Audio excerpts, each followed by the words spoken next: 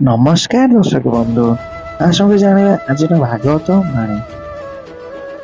ଭଗବାନ ଶ୍ରୀକୃଷ୍ଣ କହିଛନ୍ତି, ଭ୍ରାନ୍ତ ମନୁଷ୍ୟ ମୁଁ ମୋର ରୂପକ ମିଥ୍ୟା ଧାରଣାକୁ ହୃଦୟରେ ସ୍ଥାନ ଦେଇଥାଏ। ଏହି ଧାରଣା ହିଁ ହେଉଛି ସକଳ ଦୁଃଖର କାରଣ। ମନ ହେଉଛି ସ୍ୱରୂପତଃ ସତ୍ୟଗୁଣ ବିଶିଷ୍ଟ, ତେଣୁ ତାହା ଶୁଦ୍ଧ, କିନ୍ତୁ ଅହତ ମହତ୍ତତ୍ୱ ହେତୁ ମନରେ ଘୋର ରଜଗୁଣ ବ୍ୟାପିଯାଏ ଏବଂ ରଜଗୁଣରେ ଆବୃତ ମନ ଅସଂଖ୍ୟ ପ୍ରକାର ସଂକଳ୍ପ ବିକଳ୍ପ କରିବାକୁ ଲାଗେ। ଏହା ଫଳରେ ନିରନ୍ତର ଶାରୀରିକ ବିଷୟ ଚିନ୍ତନ ହେବାକୁ ଲାଗେ। ସେଥିରୁ ଉତ୍ପନ୍ନ ହୁଏ କାମନା।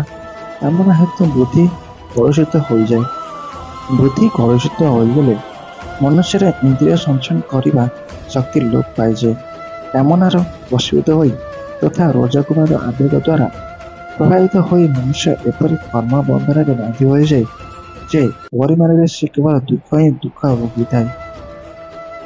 ଆପଣଙ୍କ ଜୀବନ ମଙ୍ଗଳମୟ ହେଉ। ଜୟ ଜଗନ୍ନାଥ। ଜୟ ଶ୍ରୀକୃଷ୍ଣ।